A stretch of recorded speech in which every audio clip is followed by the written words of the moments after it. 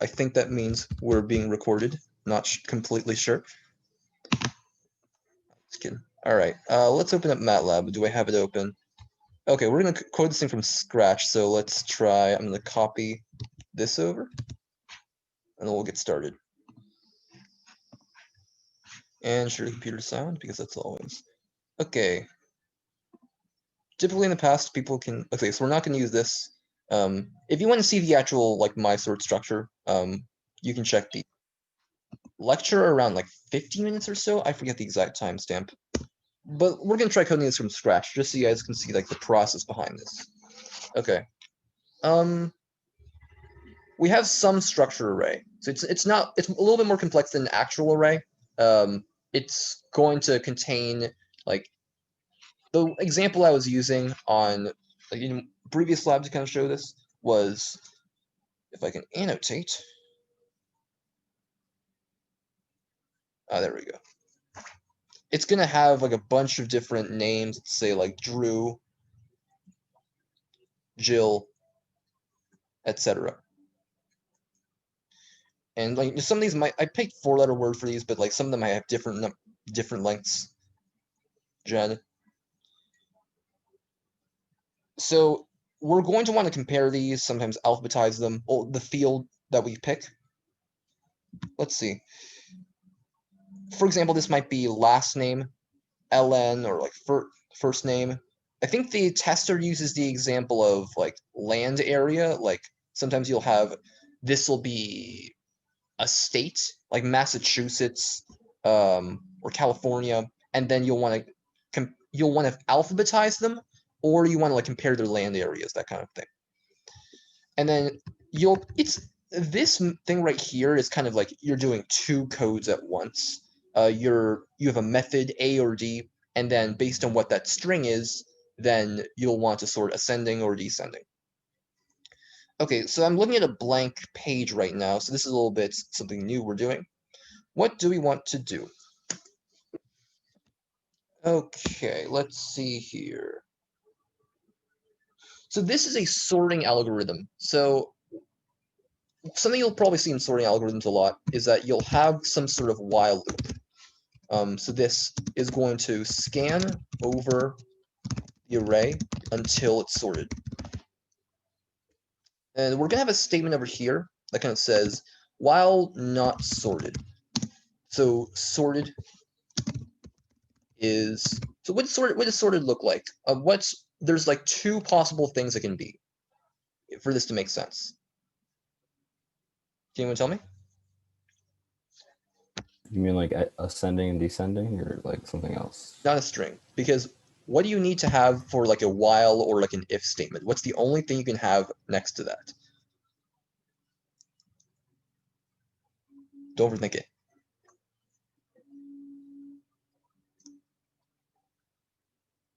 Has to either be true or false, or 0 or 1. Those are the same thing. Like 0 and 1, false and true. Like those are logicals in MATLAB. So sorted is going to have to be like a 0 or a 1. And I mean, we'll specify A or D like a little bit inside here, right? So this is a different case sort of thing. So we're going to want to do an if-else tree as well.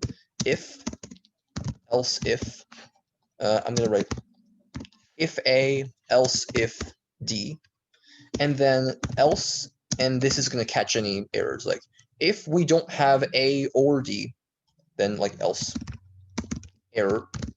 This is our error check. And then we'll put an end at the end. Just pseudocoding so far. I haven't actually put in any real code yet. Okay. So we might also want to have a subfunction. And we might not realize this until we actually get into the code and realize, oh, this could be pulled out and made a separate function. So function, and the way the solutions do it is like we do, I'm going to abbreviate it as order. Order equals, no, let's do this. Descending equals check order A comma B. does this do? We're comparing two values, and I'm going to write while I speak. Compare, let's do this, just to kind of be consistent with what we're writing in the comments. Compare A and B, and spit out some logical descending. It's called descending. 0 or 1. 0 if if it's not descending, 1 if it is descending. And there's multiple ways of doing this, by the way. This could be ascending, and then we could spit out like the opposite logical. Okay. Well, let's look at the possibilities. If, else if, A greater than. So we'll kind of start with this, but we'll have to realize that A and B might not be integers, right? What are A and B? What are we going to do with this? Well, I'll spoil a little bit of what we're going to eventually do, but A and B are going to be like different elements in a certain field. So S dot field, basically. So, well, we're going to do. So you have to understand that about S is a 1 by n structure array. So we're going to need to do Si or something like that to pull out a 1 by 1 structure array. Pick one of those structure arrays and take the field of that. So this is only going to be like a 1 by 1 field, I believe. I mean, we all know what that is. Like, that field could be anything. It could be a number, it could be a name. We all know. Question mark.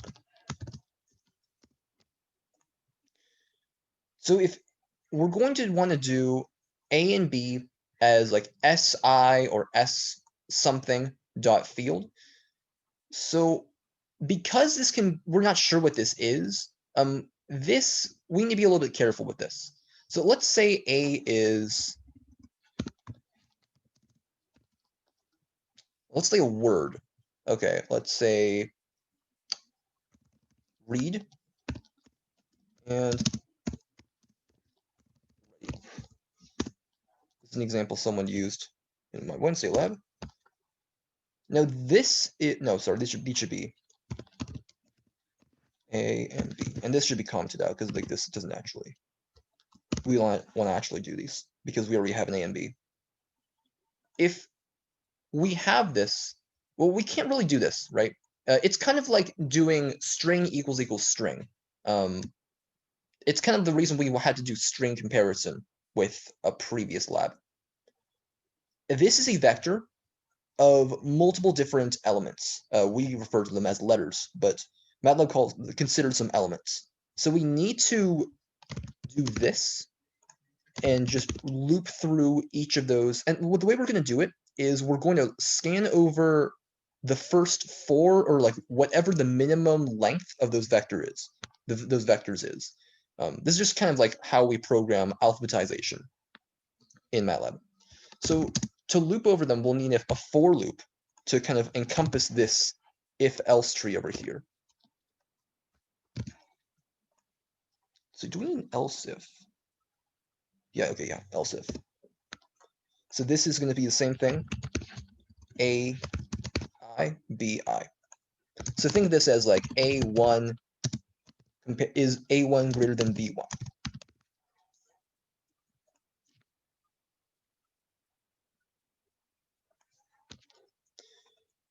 And then if that's not true, here's the thing. We need a way to stop this when we get, oh, A is greater than B, or A is less than B, right? If we have this right here, we're going to continue this until we find like D is greater than D or A is greater than A. But like, let's say we had A being a foot or something like that. once we compare F and R, that is A1 and B1, we're done. We don't want to do any more with alphabetization. We have found the order. So we're going to want a return statement in here. So what this does is stop looping and return the descending output. We've already found our order. Okay, but so what do we want to assign descending to? So that's the question we want to ask. So is this descending? If A is greater than B,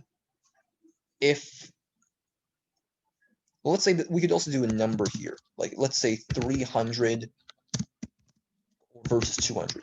If 300 is greater than 200, which it is, then it is descending. So we'll put a 1 here. What if the other way around? Well, we want descending to be equal to 0. And then we found our order there. Okay. If we've looped over, so what do we want to loop over? I said the minimum of the two lengths, right? Because we can't go any further. If we go foot and then we go one more, that's going to be outside the matrix, right? We can't really compare like nothing with a y. That's just going to give you an error if you try to do that.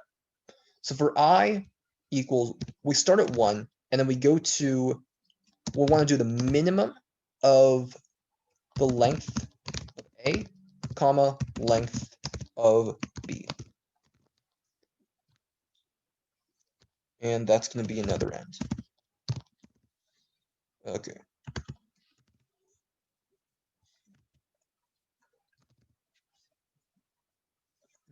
Hold on a second. There. There we go. Okay, what else do we want to do? What if we search over all of these, and let's go back to the ready, the read and ready comparison. What if we loop over the length of A, that is 4, the first 4 letters of these, and they're exactly the same? This is never true. This is never true. Well, we're going to want to assign descending to something. What do we want it to be equal to? Well, if there's one, so the way that we want to do this is if we have so ready comes after the word read. If we look it up in the dictionary. So we want to say here's one way to do it. If length of A is greater than length of B, then that's ready before read. So that's going to be 1. Else descending equals 0. And why else? Well, because let's say we had read and read. Those were 2 things. They're exactly the same thing. Exactly the same is not the same as descending. So descending means like either ascending or they're exactly the same. Now, another way you can do this, by the way, is like this. I'll just like put as a comment. Descending equals length A greater than length B. Because this is just going to return another logical. But this totally works if you're not, if you don't want to do that. I'm deliberately making this worked out solution different than the solution just to show you like how many different ways you can create your own code without like directly copying the solution. Okay. And that covers all the... If we wanted, we can make this as like the same else if tree.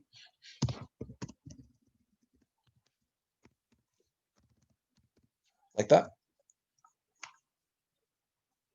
Hold on. No, let's put this outside because we want to loop over the entire thing. Okay, yeah. Let's have this as a separate thing. Okay. Here's a for loop. Here's that if statement. And let's check our ends. So if, end, for, function end. And we all need this end right there. Okay. Wait a minute, parse error. Oh no, this isn't necessary either. No, it is there. If end, while end, function end. I'm checking the ends to make sure I don't have any stray ends that might mess something up. So I don't think I might not be aligned with its end.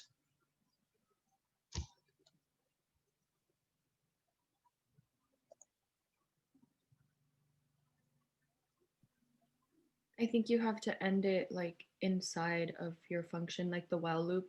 Oh, Because it's not reading your second end. oh yeah, this belongs over here. Thank you. So why is this? Why is there a parse error right there? I wonder. If, else, if.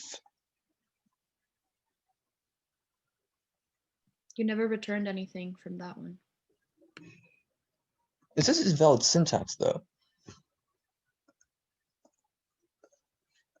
Maybe we need statements over here.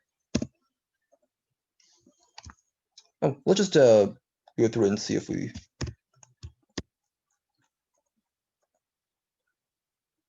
Okay. Let's see. If A, how do we check? Well, here's our method over here. If this is, we can do this, by the way. We don't need string comparison because it's always, the valid inputs are always going to be one letter long. But this is the only reason why we're able to do this. If it was like A and then like a 2-letter word, then we would need to do string comparison. Otherwise, it's going to be.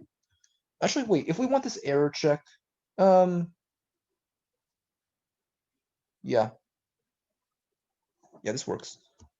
Else, and for error check, we want to do,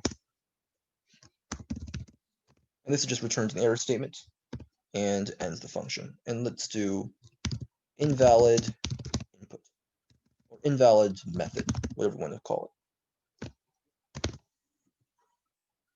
Invalid A through D. Okay, here's the media equation. We're doing descending equals. No, let's not call this descending. Let's call this correct order.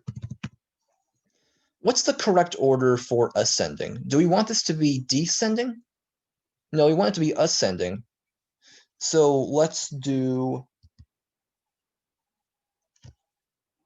this. We'll do compare AB, and we'll change what A and B are because we need to specify those.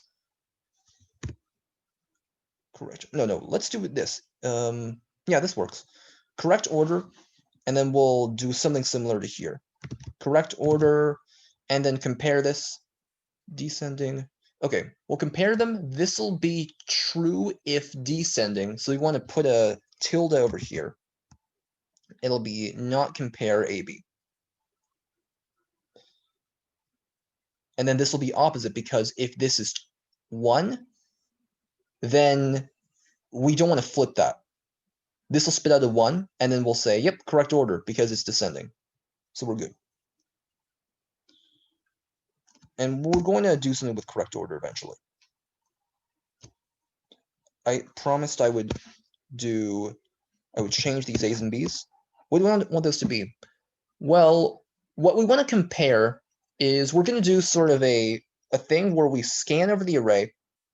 And when I say scan, we're going to need another for loop for I equals 1, comma. Well, if I didn't know what I was doing, I could do length of, let's see, length of S.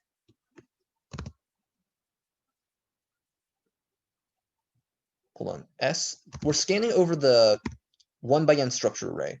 Length of Si. Hold on. No, length of S minus. So since I do the issue if we do length of S, right, is here's what we're going to do. We're going to compare 2 different values of this. So we're going to do Si dot field And then we're going to do the next one over, the field of the next one.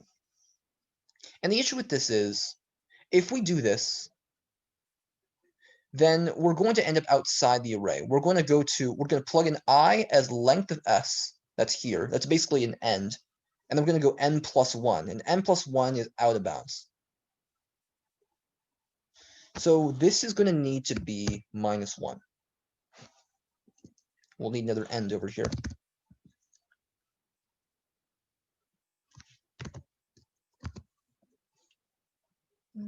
Wow.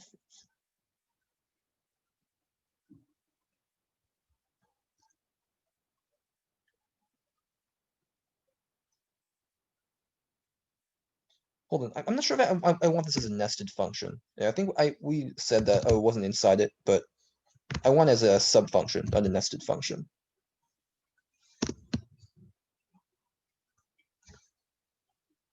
And same thing over here. The only difference between these is the tilde in front. The tilde means not equal to, not true. Yeah, it turns true into a false and vice versa. Okay, we're using.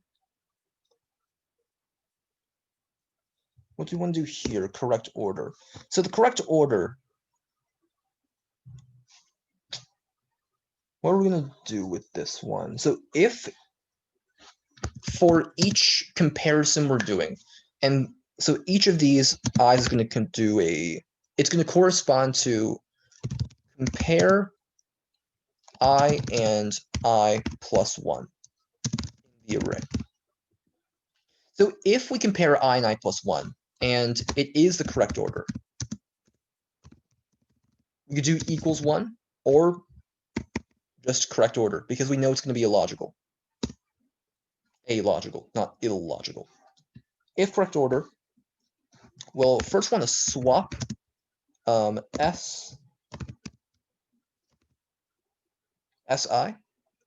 and si plus 1. Oh, one more thing I forgot to do. We can't do this. We need to do this because put parentheses around the field, because field is an input. It's not like the actual name of the field. Just a thing with structure arrays. So if this is in the correct order, we'll swap them, and then we'll return sorted equals, let's do 0. No, let's Hey, Dennis, yes. for line 10, shouldn't it be equals equals? Line 10 should be yes. Thank you very much. If correct order, sorted equals, no, we want to do this, if not the correct order. Because if it's the not correct order, we'll say that sorted equals false or 0. This doesn't need to be pseudocode, actually. This is just the line that we're going to use. Sorted 0. The way they did this is, well, if we didn't know better, we would do like si equals si plus 1. So we'll swap, well, we'll set the, let's say s2 equal to s1. More precisely, we're going to move the s2 into the position of s1, and then we would do I plus 1 equals si. But that doesn't work because we've already reassigned this value over here, and then if we do this, we're going to end up with an array that has 2 copies of si plus 1. We'll need to do something a little bit different. So before this step, I'm going to make something that's temporary. I'm going to make a temporary variable. Temporary equals si.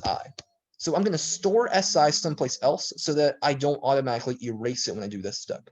So this si right now it's just si plus 1. So instead, I want to do the actual original value of si. So I'm going to write temporary. And this, all this does is it swaps.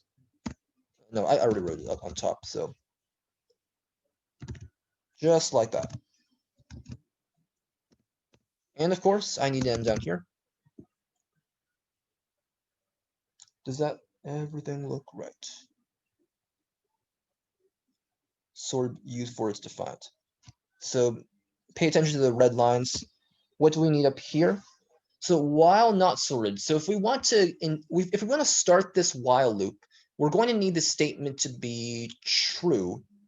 So not sorted means we'll want sorted to be false to go into this. So sorted equals 0. That way not 0 is 1, aka true, and then we'll start scanning over this. Otherwise, we're just going to skip this entire the while loop and we'll have wasted all of our time. Okay, sorted equals 0. Let's see here. There's one more thing we need to add. And do we do it? No, we do it outside the for loop. Every single pass of this. So this is one pass. One pass, scanner of the array until sorted. Let me delete this part. So every pass, we want to assume that the array is sorted. Sorted equals 1. Great, we're done. After we get done with this entire for loop, we're going to say, oh, we'll go back to this initial thing, while sorted. If not equal to 1, then we're going to get out of this while loop. But of course, this for loop is going to not make it easy on us. So this whole thing is going to try and run, and then if anything is out of order, if this part of the code runs and like anything swapped, that means, oh, sorted equals 0. And we'll need to do more passes until this part of the code no longer runs. That is, we're not making any more swaps. Like this never happens. When this stops happening, when this stops running, then this will not return a sorted equals 0. And then this is going to be the end value of sorted. So it's going to go here, and then eventually going to go back to here and repeat the pass one more time and then check. Not 1. Oh, that's 0. And then we end the while loop. And then we've already made all of our swaps in here, and then we'll return our final S. Okay. Shall we test this out? What do we how do we code like the final S return? Do we just say like S equals the original? This one? Yeah. Because we've assigned like S and S to be the exact same Oh. thing, we're modifying the inputs, but then all we Okay. need to do is, because we've already defined it, we're good. If we it's possible we would just do like struct 0, not struct 0, struct 0, and then we would need to say after all this is over, I think we put it here, S equals struct 0. We could do that. No, wait, well, let's do it this way. S final, and then we'll leave this as S. Then we'll just need one more line saying S final equals S. That's all we need to do. But since we don't need to do that, we can just cut this line out and then say S. Okay, I could test this out, but I need to do some modifications to the current folder. I think I can show you how to do that. I mean, where do I want to do it? I'll save it under. I'll save it to the current folder actually. So this will be my sort structure.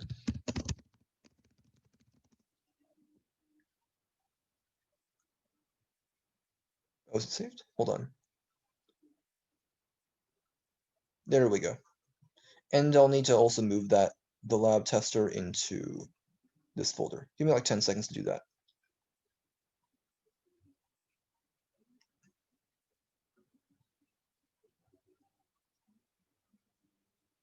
Oh,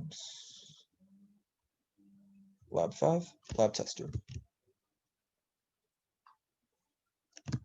There we go. Okay, let's open this up and then we'll test problem 5. Did it work? It did work. Additional test case, just in case. Looks good to me.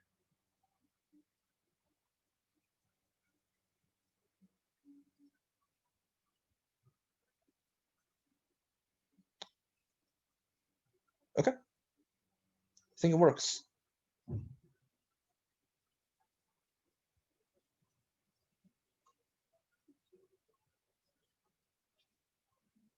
All right. So that was how to code number 5 from scratch. Well, I kind of have the solution next to me just for. I think I tried this out on Wednesday without the solution, and I was able to get it with some trial and error. So I mean, you have to understand like how you kind of correct your mistakes. Pay attention to the red lines. Thanks to people who did that, by the way. So pay attention to the red lines, use the debugger. If something doesn't work and it actually tells you which line in the command window is causing the error, like it spits out an error message. Let's say I hide. I'm gonna like directly break my code. Let's say I didn't have this line up here. And then I try running this and I get an error. And it says, oh, line 5, scan over the array, blah, blah, blah. Unrecognized function variable. So that tells me I need something like this to do sorted. Otherwise, it won't know what this means. We need to define it before we run that line. Debugger is very helpful. If I want to test this code out and then do run function, I can stop there, step. Let's say I want to skip this entire for loop. I can put another breakpoint here and then continue to the next breakpoint and keep continuing through the code like that. Okay.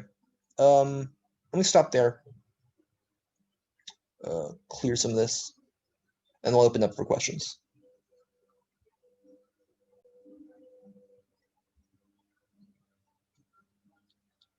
Did I miss anything in the chat? Oh, okay, yeah, the equals.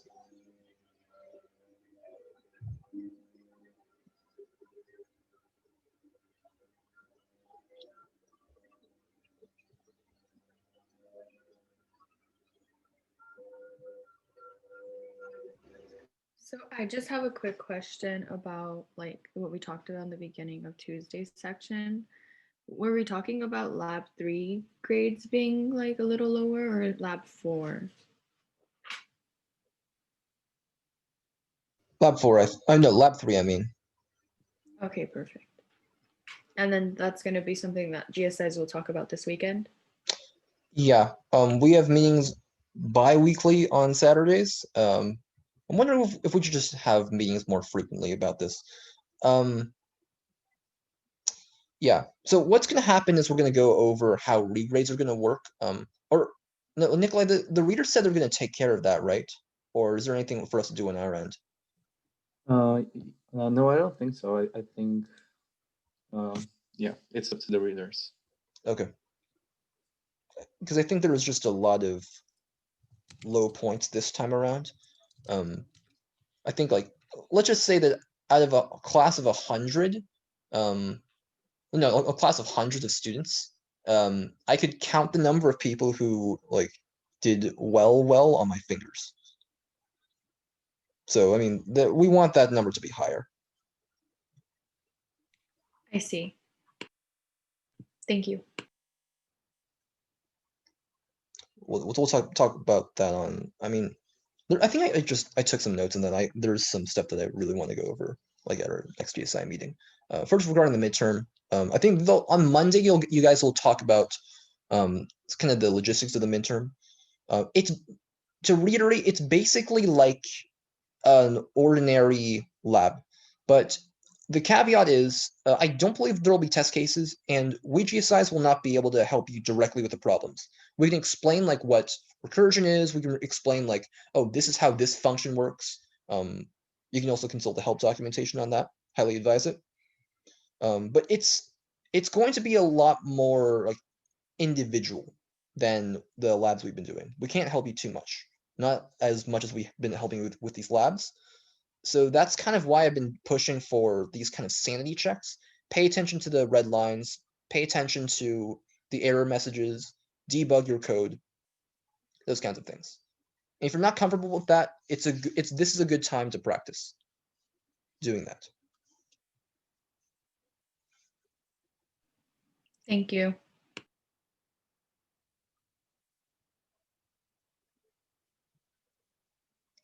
I don't believe they'll have test cases, no.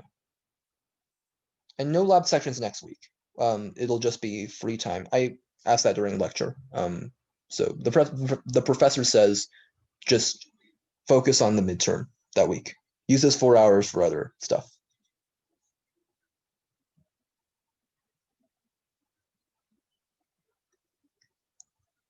I mean, for obvious reasons, I think that shouldn't, like, not going to lab sections that we should not count against like attendance or anything. I mean, that would be dumb if that were the case. Can I stop the recording? I think if it's a shorter recording, then I can like upload it to YouTube more rapidly. I'll pause here.